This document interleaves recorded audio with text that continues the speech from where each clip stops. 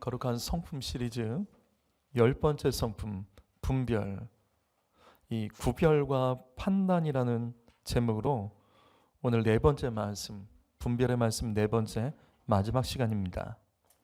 분별은 하나님의 성품 중에 하나입니다. 하나님은 언제나 이 땅에서 우리들을 분별하십니다. 그 이유는 누구에게 복을 주시고 또 누구에게 저주를 주실지 주님 분별하고 판단하십니다. 하나님께서는 또한 구원받을 자와 심판받을 자를 계속해서 분별하고 계십니다. 그래서 성도는 분별의 성품을 사모해야 됩니다. 분별을 할 줄 알아야지 무엇이 복된 것인지, 어떻게 하면 저주를 받는지 바르게 판단할 수가 있겠죠. 분별할 줄 알아야지 어떻게 하면 구원받고 어떻게 하면 하나님의 심판을 받게 되는지 판단할 수가 있습니다. 그래서 우리는 이 땅에서 분별하며 살아야 됩니다. 우리는 지난 시간까지 5가지 분별에 대한 말씀을 들었습니다. 첫 번째는 영을 분별할 줄 알아야 되죠. 또 하나님의 뜻, 즉 말씀을 분별할 줄 알아야 됩니다. 또 이 땅에서 의인과 악인, 사람을 분별할 줄 알아야 됩니다. 그리고 선한 일과 악한 것을 분별할 줄 알아야 되고, 지난 시간에는 들은 말, 우리가 들은 말을 귀에 들린다고 다 듣는 것이 아니라 그거를 분별할 줄 알아야 된다고 함께 말씀을 나눴죠. 오늘은 마지막 6번째 말씀입니다. 성도는 마지막 때를 분별할 줄 알아야 됩니다. 여기 신명기 32장 29절 말씀을 읽어보시겠습니다. 시작.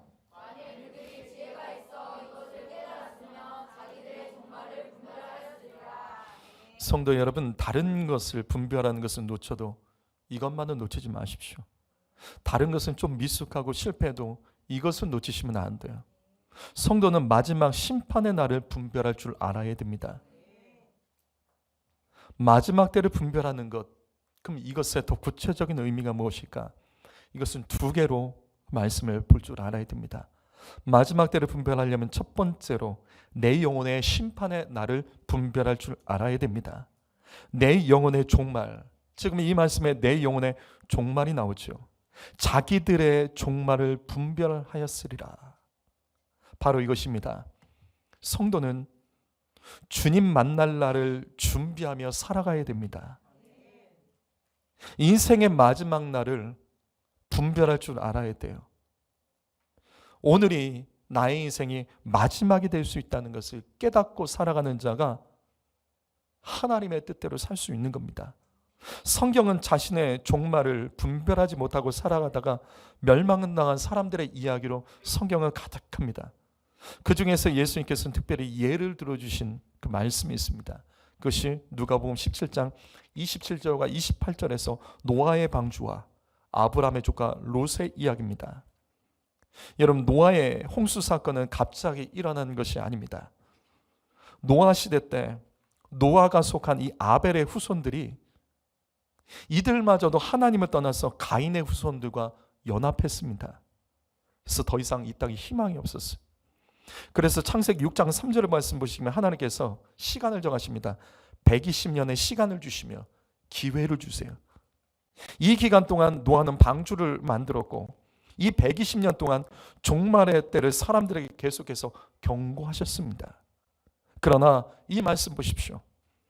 홍수가 시작되던 날, 즉 노아가 방주로 들어가던 그 날, 바로 그날까지 사람들은 자신의 종말의 때를 분별하지 못했기 때문에, 그날이 나의 종말의 날이라는 것을 깨닫지 못했기 때문에 하나님의 심판으로 멸망을 당했습니다. 이것은 아브라함의 시대 소돔도 동일했죠.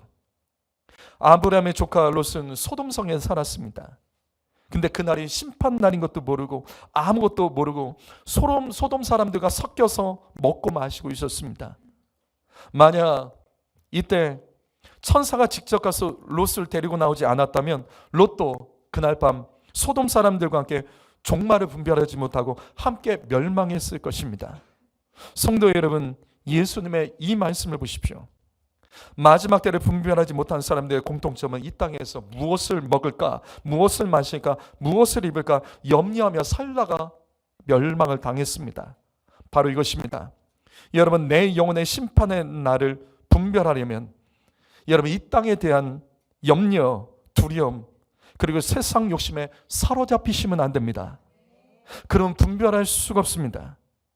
이것에 신경 쓰다가 바로 오늘이 내 영혼의 심판의 날, 주님 부르신 날인 줄을 모르고 아무것도 준비하지 못했다가 지옥에 떨어질 수 있습니다.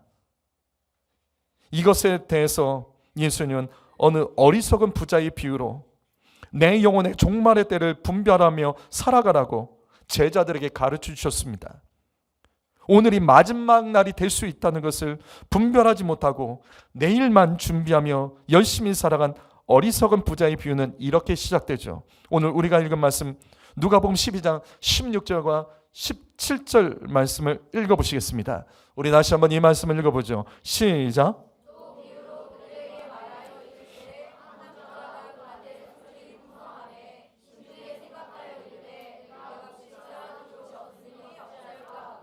여기 한 부자가 등장하죠.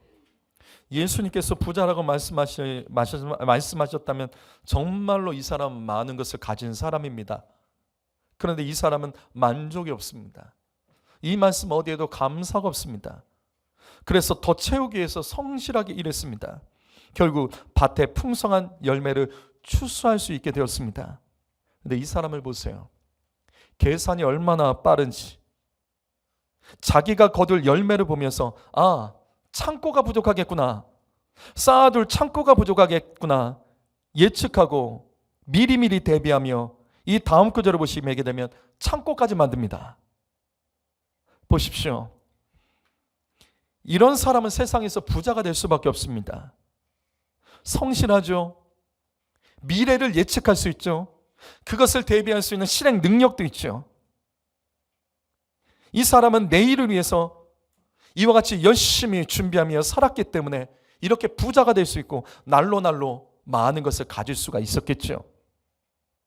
이어지는 누가복음 12장 19절 말씀 읽어보시겠습니다.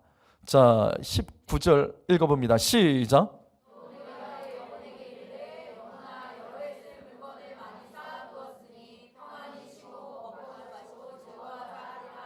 자, 보세요. 부자의 삶의 목적이 뭐죠? 돈 버는 목적이 뭐죠? 만약 여러분이 부자가 된다면 여러분 그 삶의 목적이 뭐가 될 것 같아요? 내게 정말 너무나 많은 돈이 있으면 여러분은 그걸 가지고 어떻게 사시겠습니까? 정말 내가 많은 돈이 있어요. 그러면 여러분 그걸 가지고 어떻게 사시겠어요? 삶의 목적이 뭐가 될까요? 사실 많이 가지면요 더 잘 먹고 더 잘 입고 더 잘 즐기고 이거 왜 더 있나요? 어떤 가치 있는 일을 위해서 나는 부자가 되겠다? 정말 그런 분 계십니까? 그럼 내가 돈이 많아지면 정말 가치 있는 일을 위해서 쓸 것 같아요? 돈이 없을 때도 쓰지 못한 사람은 그렇게 못 씁니다. 돈이 없을 때 쓰지 못한 사람은요 그렇게 못 써요. 그래서 복권에 당첨된 사람들이 복권 당첨다고 그 인생이 망하는 게 그거예요. 많아지면 쓰는 것은 뻔한 거예요. 없었을 때 그것을 제대로 쓰지 못하는 사람은 적었을 때 쓸 줄 모르는 사람 많아져도 그거 못 씁니다. 이 부자 보십시오. 얼마나 아꼈는지 보이십니까? 미래의 어느 지점을 해서 이만큼 쌓는 그 날을 위해서 그는 인색하게 살았죠. 돈 많이 벌어서 쌓아두고 평안히 먹고 살며 즐기고 사는 것, 이게 그 삶의 목적이에요. 나이 들어 노후에 돈 걱정 없이 살기 위해서 그는 아주 열심히 일했고 내일을 준비하며 살았습니다. 그런데 이 부자가 한 가지 놓치고 있는 것이 있죠. 뭐죠? 이 부자가 놓치고 있는 게 뭐죠? 바로 오늘이죠. 풍족한 내일을 위해서 준비하며 열심히 살았지만 바로 오늘을 준비하지 못했습니다. 그래서 바로 이때 주님이 등장하시죠.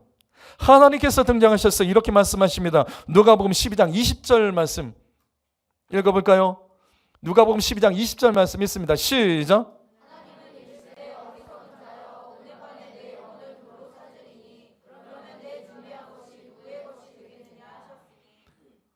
우리 주일날 예배 드릴 때 예배 첫 화면이 이 화면입니다.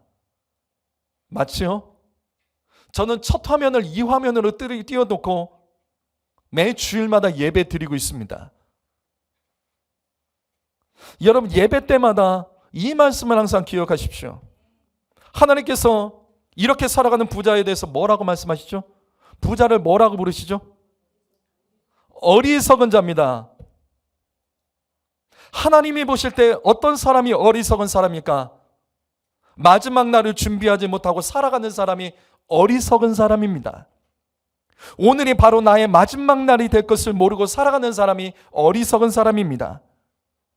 내일은 준비가 되었지만 바로 오늘 내가 하나님 만날 준비가 되어 있지 않은 사람이 어리석은 사람입니다. 그래서 부자가 어리석은 사람이죠.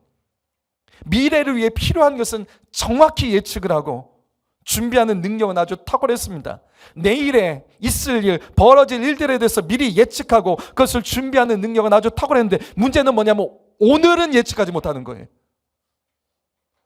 내 영혼이 바로 오늘 주님을 만날 수 있다. 내 영혼이 오늘 여기서 인생이 끝날 수도 있다는 것을 모르고 살아가는 거예요. 그냥 내일만 위해 사는 거예요. 내일만 위해서 열심히 바로 오늘 주님의 부르심을 받기 위해서, 받을 수 있다는 것을 위해서는 아무 준비가 없었죠. 성도 여러분, 여러분은 내일을 위해서 어떤 일이 벌어질 것을 예측하시며 미리미리 준비하며 살아가십니까? 오늘도 그렇게 사셨죠.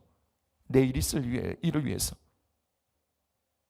어리석은 부자처럼 내 영혼의 평안과 만족을 위해서 내일을 준비하고 오늘 주님 만날 준비가 정말 되어 있으십니까? 부모 여러분, 여러분은 여러분의 자녀의 미래를 위해서 어떤 것들을 미리미리 예측하시고 준비시키고 계십니까? 그런데 오늘 내 자녀가 하나님의 부르심을 받는다면 내 자녀에게 오늘 구원받을 준비가 되어 있는지 그 부분을 오늘 준비시키고 계십니까? 내일을 위해 준비하기 전에 오늘이 마지막 때가 될 수 있음을 분별하면서 예수 믿으셔야 됩니다. 인생의 노후생활, 연금, 자녀에게 물려줄 걸 준비하기 전에 내가 오늘 주님의 부르심을 받고 내 자녀가 오늘 주님의 부르심을 받는다면 준비가 되어 있는지 그것을 물을 줄 아셔야 됩니다. 이 말씀처럼 내가 그토록 내일을 위해 준비했는데 오늘 주님의 부르심을 받는다면 내가 지금까지 수고한 것은 누구의 것이 되는 거죠? 이처럼 우리는 내 영혼의 마지막 날, 심판의 날을 분별하며 오늘 주님의 부르심을 받은 준비를 해야 하는 겁니다.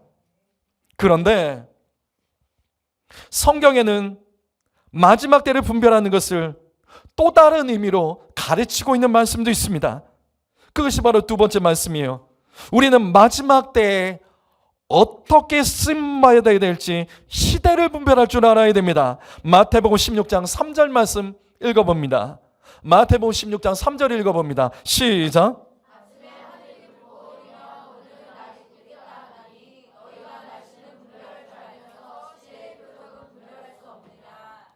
자, 잘 이해하세요. 우리는 내 영혼의 마지막 날을 분별하며 살아야지만 내가 살아가는 지금 이 시대, 하나님께서 이 시대에 나에게 원하는 것은 무엇인지 시대를 분별할 줄 알아야 돼요. 성도 여러분, 하나님은 완전하십니다. 하나님께서는 우리가 이 시대에 태어나게 하시는 것, 바로 이때 이 시대에 태어난 것, 바로 이 나라 여기에 태어난 것, 그건 우연이 아니에요. 하나님께는 우연이 없습니다. 그것은 시대적인 사명이 분명히 있기 때문에 하나님이 마지막 시대에 저와 여러분을 쓰시기 위하여 우리에게 생명 주시고 이것에서 태어나게 하신 줄 믿습니다. 그래서 그 시대에 하나님 원하시는 위해서 쓰임받기 위해서 우리는 살아야 되는 것이죠. 그래서 예수님은 우리에게 시대를 분별해야 된다고 강조하고 있습니다. 여러분, 여기서 시대를 분별, 시대의 표적을 분별하라는 이 구절을 놓치지 마십시오. 헬라어 성경에는 여기 시대의 표적이라는 이 문장이 복수형으로 되어 있습니다.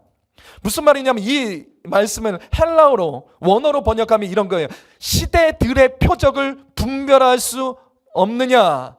너희는 시대들의 표적을 분별하라로 기록되어 있습니다. 다시 말해서 모든 사람은 각 시대 속에서 분별하면서 하나님께서 그 시대에 나를 쓰기 원하시는 그 지점을 위해서 깨닫고 그 일을 위해서 쓰임받아 살아가야 된다는 말씀이에요. 우리는 우리 개개인의 마지막 때도 있지만 여러분 시대도 마지막 때가 있습니다. 특별히 성경은 각 시대마다 마지막 때를 분별하지 못하여 심판받은 사람들의 이야기로 반복되고 있죠. 예를 들어볼까요? 창세기 마지막이에요. 창세기 마지막은 아브라함, 이삭, 야곱의 가나안 족장 시대가 끝나죠. 그러면서 새로운 시대인 요셉의 애굽의 시대가 시작됩니다. 다시 말해서 이 창세기의 마지막에는 가나안의 하나님의 백성들이 있으면 안 돼요. 이때는 애굽으로 가는 것이 하나님의 뜻입니다.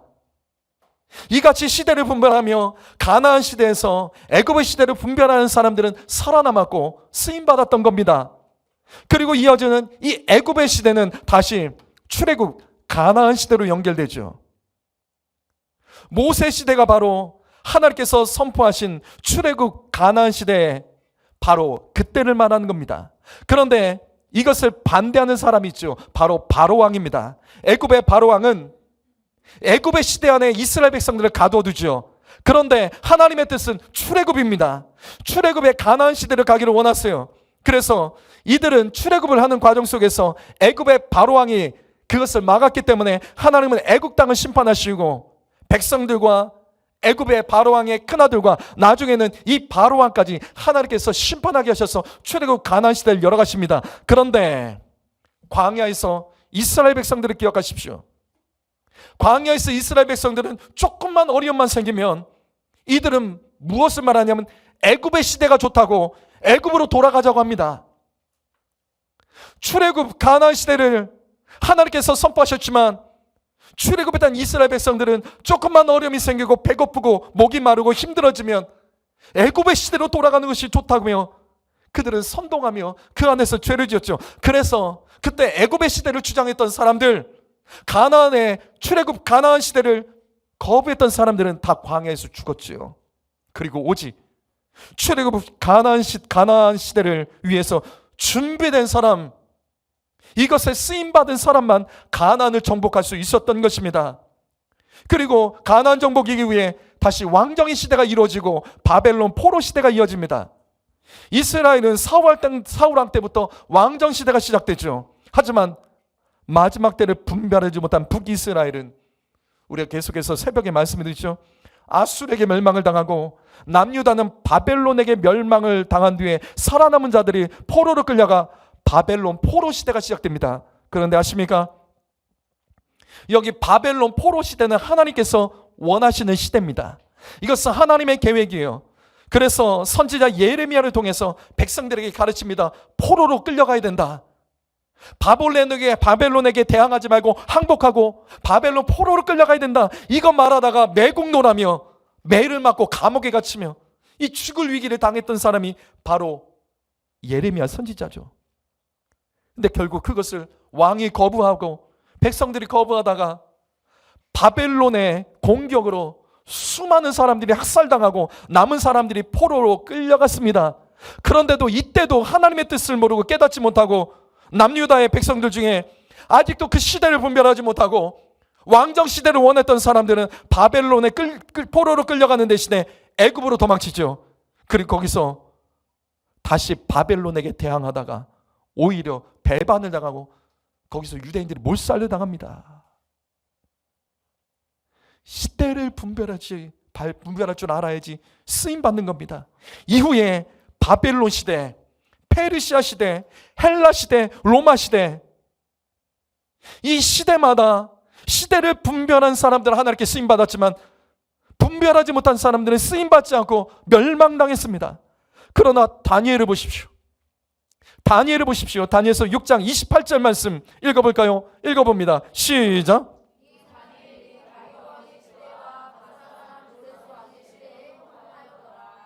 다니엘은 바벨론 시대를 넘어서 다리오 왕의 메데 페르시아 시대, 그리고 여기 고레스 왕의 페르시아 시대까지 형통했습니다. 무슨 말이냐면 쓰임 받았다고요. 그는 시대를 분별하여 하나님의 쓰임을 받아요.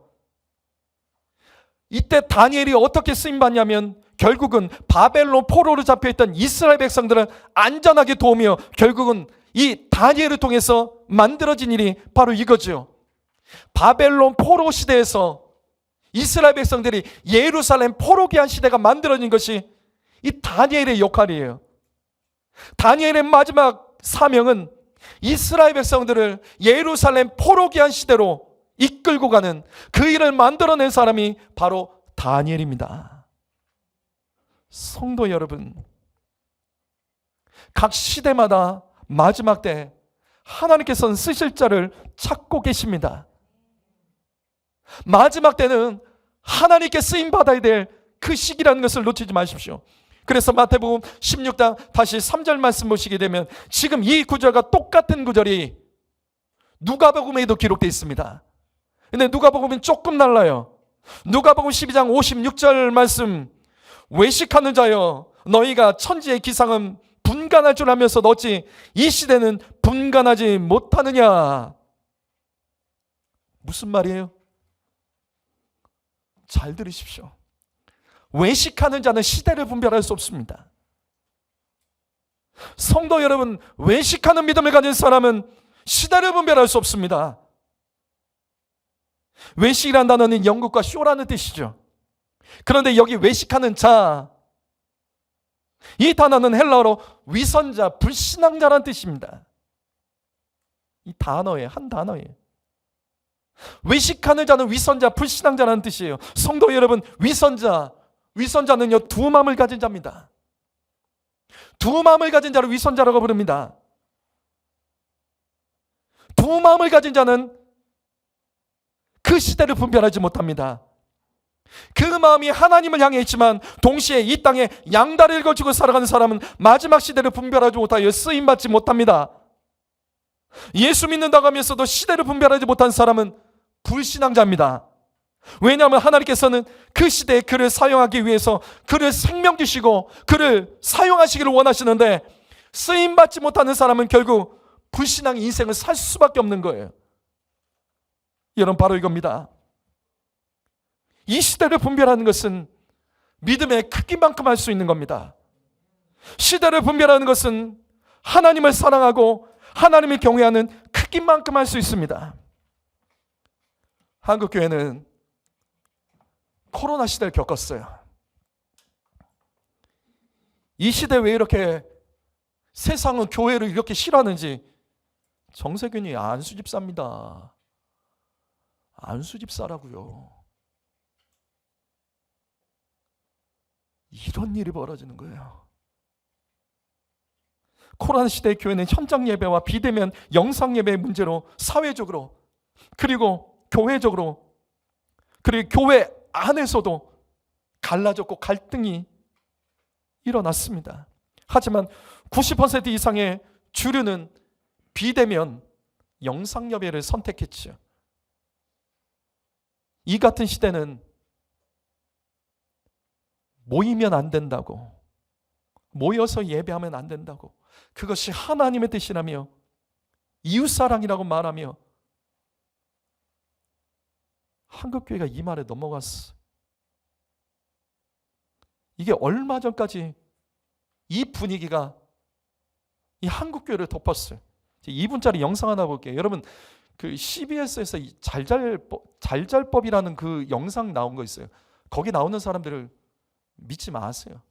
보세요. 얼마나 말을 잘하는지. 그런데 그 논리를 잘 보세요. 얼마나 인본주의적이고 성경에서 벗어난지 한번 보자고요. 2분짜리 영상 한번 볼게요.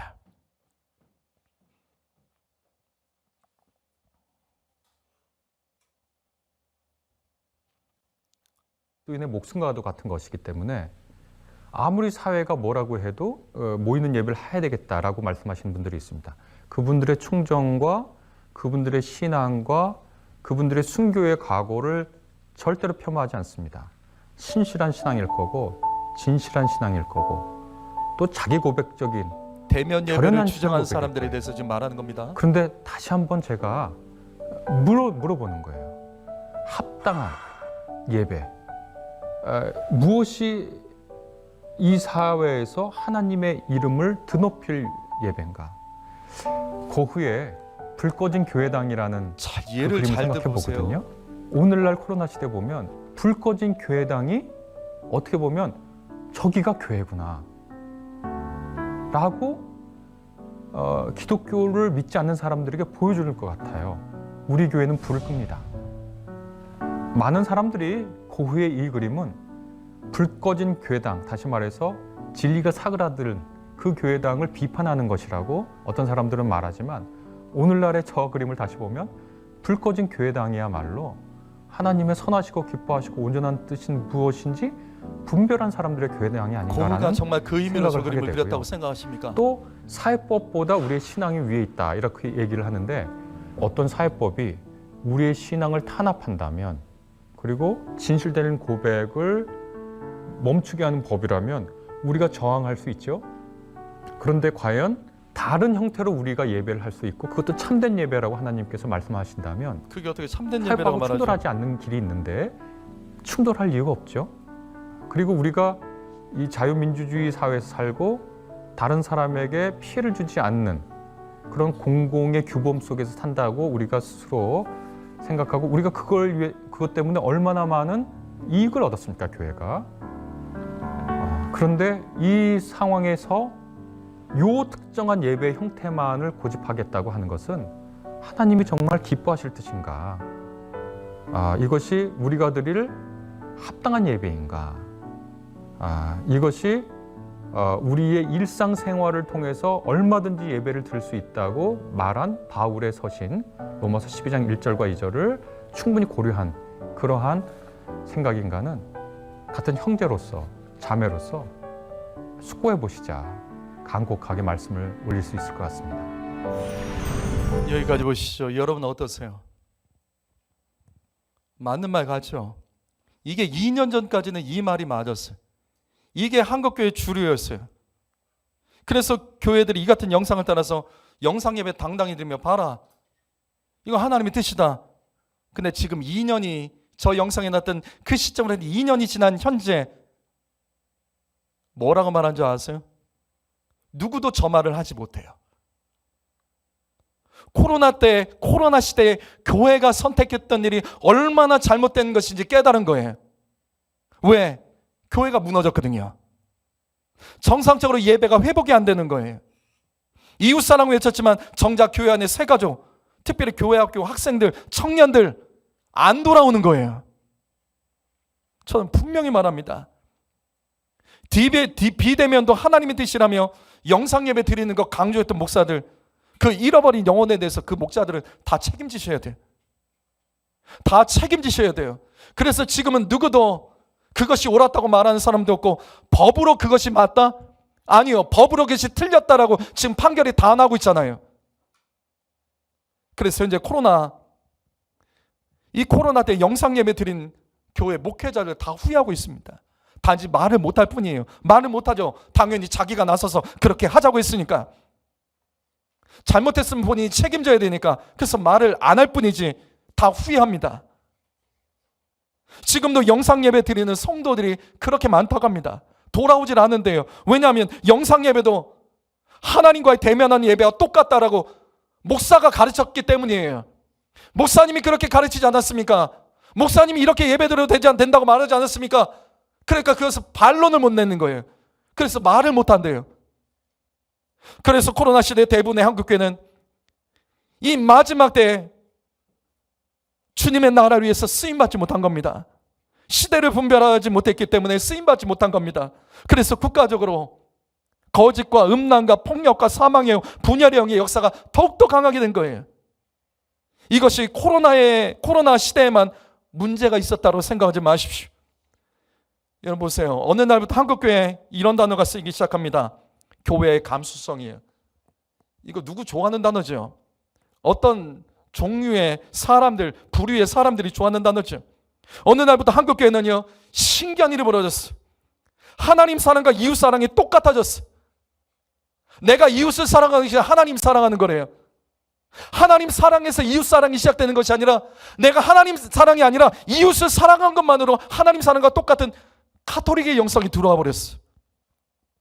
그래서 이 코로나 시대에 이와 같은 영상 예배 문제가 터져버린 겁니다. 여러분, 이 시대의 주류교회, 한국교회 주류교회, 대표적인 큰 교회들, 이 주류교회는 교회의 감수성이라는 단어를 사용합니다. 그래서 페미니즘, 동성애, 낙태 문제, 자살 문제, 이것도 인본주의 관점으로 우리는 다가가야 된다. 왜냐, 그들은 고통당하는 자다. 그들은 피해자다.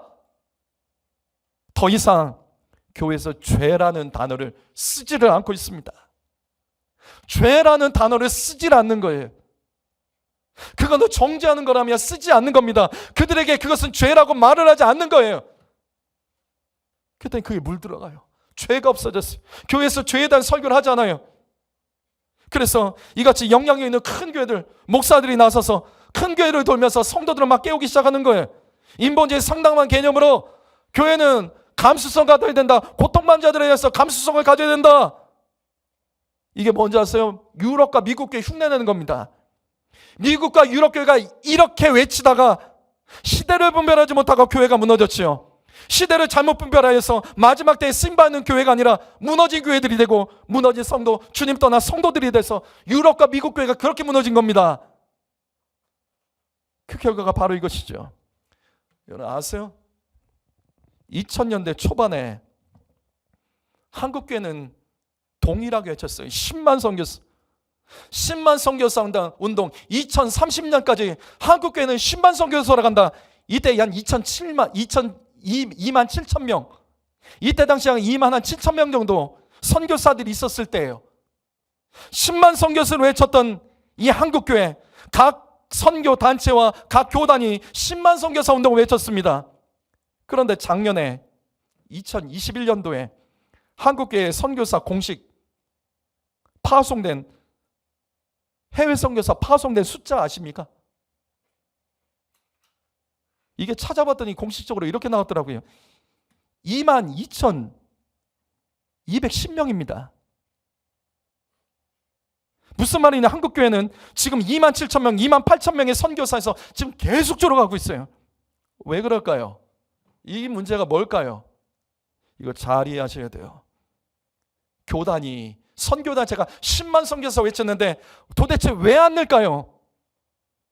성도 여러분 잘 이해하셔야 돼요. 시대를 분별하지 못했기 때문입니다. 이 시대에 한국교회가 가져야 될 사명을 깨닫지 못했기 때문이에요. 그래서 10만 선교사의 파송이 점점 더 물 건너가고 있어요. 그래서 해외 선교사 10만 명을 외치는 교회 선교단체들은 이 시대를 분별하지 못해서 착각에 빠진 결과 이렇게 됐죠. 이제 없습니다. 공식적으로 없습니다. 이제는 없다고 10만 선교사 파송운동 이미 접었습니다. 한국교회는 접었고 각 교단과 선교단체들이 모여서 이거는 불가능하다. 평신도 운동으로 펼쳐나가자. 지금 바뀌었다는 건 아십니까? 이게 공식 발표예요. 왜 이렇게 됐죠? 다시요. 사명이 잘못된 게 아니에요. 시대를 분별하지 못했기 때문이에요. 한국교회가 이 시대를 이해하지 못했기 때문이에요. 이 마지막 시대 한국교회는 10만 선교사, 10만의 해외 선교사를 외칠 때가 아닙니다. 선교를 주장하는 제가 이걸 모르겠습니까? 지금 한국교회는 10만 선교사를 외칠 때가 아니에요. 다시요. 통일하고 계셔야 됩니다. 전 세계에서 가장 많은 박해자와 순교자가 나오는 저 북한 땅, 이거 한국교회 말하지 않죠? 한국교회 말하지 않습니다. 한국교회는 세계 선교는 말하고 해외 선교 말해도 유독 북한에 대해서는 신기하게 말하지 않습니다. 선교하는 교회와 단체들은 전부 다 북한을 위해서 먼저 기도해야 됩니다. 그곳에 잡혀있는 6명의 선교사가 석방되지 못하는 것은 이게 지금 한국교회의 수준인 거예요. 한국교회가 깨어있고 선교단체들이 정말 깨어있다면 이거 하나의 문제 해결하지 못할 것 같습니까? 북한을 넘지 않고 어떻게 한국이 세계 선교를 합니까? 가장 많이 핍박받고 죽어가고 선교사가 들어가지 못하는 그 지역을 이 한국교회가 놓치고서 어떻게 10만 선교사가 될 수 있냐고요.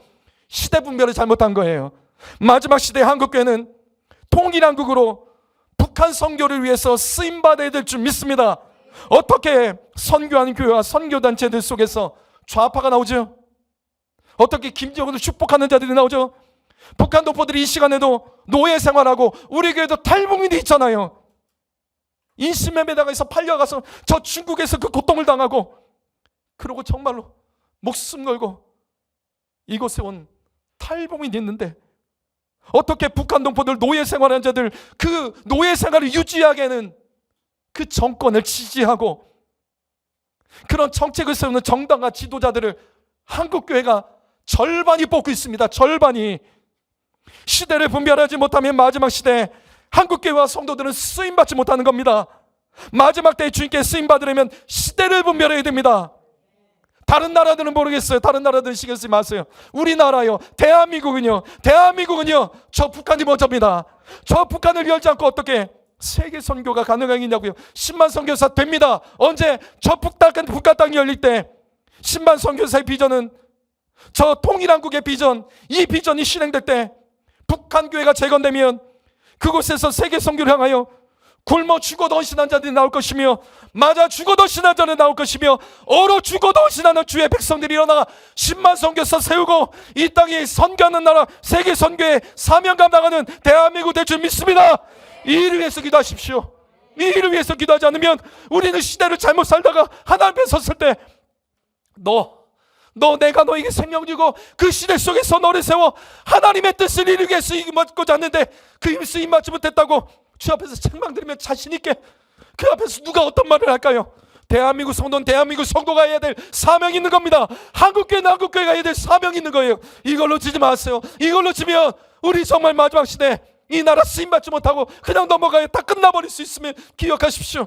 유럽에서 선교사 보냈던 나라들이, 우리나라 선교사 보냈던 나라들이 지금은 우리한테 선교사 보내달라고 합니다. 그들이 사명을 잃어버렸어. 국가적인 사명을 잃어버렸어. 마지막 시대를 분별하지 못하여 나라가 무너졌다고요. 교회가 무너졌다고요. 이게 우리에게도 동일한 문제로 다가오고 있는데, 전 세계에서 교회가 가장 많은 이 나라가 이 부분에 깨어있지 못하여 지금 한국교회가 무너집니다. 그냥 무너지는 게 아닙니다. 정말로 무너지고 있습니다. 사랑하는 성도 여러분, 사명을 바로 세우고 마지막 시대를 분별하시기를 예수의 이름으로 축복합니다. 기도하겠습니다.